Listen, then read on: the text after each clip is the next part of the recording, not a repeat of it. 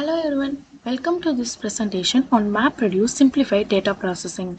Today we'll cover how Mapreduce works, its key components and its role in handling large data sets. If you are interested in big data and distributed computing, stay tuned, let's begin. The first slide is Mapreduce Simplified Data Processing. Mapreduce is a powerful framework for processing a large data sets efficiently. It follows a simple yet effective programming model that enables parallel execution across distributed systems. This allows it to handle vast amount of data reliably while maintaining scalability and fault tolerance. In this presentation, we'll break down how MapReduce works and its real-world applications. The second slide is Introduction to MapReduce. Big data processing requires systems that can handle large volume of data quickly and efficiently. MapReduce provides scalability, allowing it to process petabytes of data across thousands of machines. It ensures fault tolerance by automatically recovering from hardware failures. The key advantages is parallel processing, where tasks are divided and executed simultaneously, making data processing much faster. And the next slide is Searching and sorting. Searching and sorting are fundamental operations in big data analytics. In MapReduce, large datasets are first split into smaller blocks for efficient searching. During the map phase, relevant data is identified, and in the reduced phase, these data blocks are merged and sorted. This structure approach ensures quick and accurate result even with a massive datasets. And the next slide is Transforming input data. The first step in MapReduce is transforming a raw input data. The input splitted process divides the datasets into manageable chunks. The mapper function then processes each chunk independently, converting the data into key value pairs. These pairs form the foundation of MapReduce efficient processing model. The next slide is the map phase parallel data processing. The map phase is where data processing truly begins. After splitting the datasets, each portion is handled separately by mappers. These mappers work in parallel processing different parts of the dataset simultaneously. The result is a set of intermediate key value pairs, which will be organized and prepared for the next phase. The next slide is Shuffle phase, data distribution. The shuffle phase is critical for organizing data efficiently. It consists of three steps, namely partitioning, copying, sorting. Partitioning means nothing but assigning data to specific reducers. Copying means transferring intermediate data across the network. Sorting, arranging data by key before processing.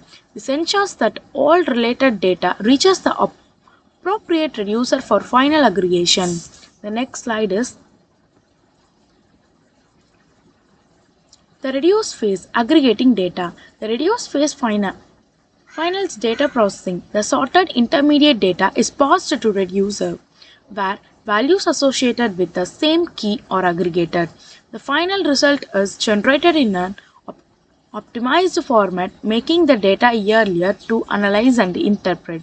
The next slide is Combiner and partitioner. Efficiency is crucial in a big data processing. A combiner acts as a mini reducer processing local aggregation before data reaches the reducers. This minimizes data transfer and speed up execution. A partitioner ensures that data is evenly distributed across reducers, preventing overload and ensuring balanced computation. The next slide is Use case for MapReduce. MapReduce is widely used across industries like log processing, data mining, web indexing. Log processing means nothing but analyzing a server logs to detect patterns. Data mining is nothing but extracting valuable insight from vast datasets. And the web indexing, organizing web pages for search engines. This application highlights the flexibility and power of MapReduce in handling large-scale data efficiently. The next slide, Comparison. MapReduce versus Spark. While MapReduce is excellent for batch processing, for batch Spark is designed for real-time analytics. Mapreduce. Mapreduce process data in the stages and highly fault tolerant. Spark. Spark is efficiently faster due to in the memory computation but requires more resource. Each framework has its strength depending upon the nature of the task. The next slide is beyond the basis, understanding MapReduce. MapReduce is more than just a framework. It's paradigm for distributed computing. Understanding its architecture and workflow allows us to optimize it for better performance.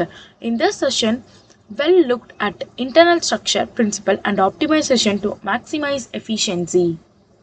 The next slide is origins and principles of MapReduce. MapReduce was designed to simplify parallel processing in large datasets. It follows three core principles, namely simplicity, scalability, fault tolerance. Simplicity means developer focuses on data logging while MapReduce handles execution. Scalability. It efficiently scales across thousands of nodes. Fault tolerance. It ensures system reliable even when some nodes fail. The next slide is architecture component of MapReduce. MapReduce consists of three main components, namely input format, map function, reduce function. Input format. Input format means define how data is read and write, divide into chunks. Map function transfer input data into key value pairs. Reducer function aggregate and process data to generate the final output. Together, these components form a structured and efficient data processing pipeline. Slide 14. Advantages and limitations of MapReduce. MapReduce offers several benefits including scalability, fault tolerance, and efficiency in handling large datasets. However, it also some limitations such as the complexity of the implementation and slower performance compared to in a memory framework like Spark. Understanding these trade-offs helps in choosing the right tool for the task. The next slide is MapReduce workflow. The MapReduce workflow consists of four phases: input splitting, mapping, shuffling, reducing. Input splitting divided data into smaller units, mapping, extracting key value pairs, shuffling, sorting and distributing data, reducing, aggregating data to generate meaningful result. The structure approach ensures high efficiency in big data processing. The next slide is real world application of MapReduce. MapReduce is used in various industries. Search engine, data analytics, recommendation system. Search engine means organizing web pages for better search result.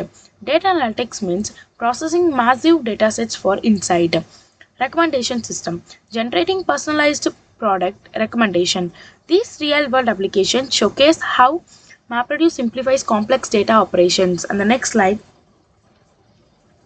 optimizing MapReduce performance. To improve MapReduce efficiency, we can use data locality, apply comparison, implement combiners. Use data locality. Process data where it's stored to reduce network transfer. Apply comparison. Reduce data size to speed up processing. Implement combiners. Minimize data before reducing to improve performance. By applying these optimization, we can make MapReduce run faster and more efficient. The last slide is emerging trends and features of MapReduce. Big data technology is evolving and new frameworks are emerging. Spark, F-Link, serverless computing. Spark provides faster processing within a memory computation. F-Link, designed for a real-time streaming analytics. Serverless computing offers on a demand scalability with minimal setup. While MapReduce remains relevant, these emerging technologies pushes the boundaries of a big data processing. This is the end of the session. Thank you for watching.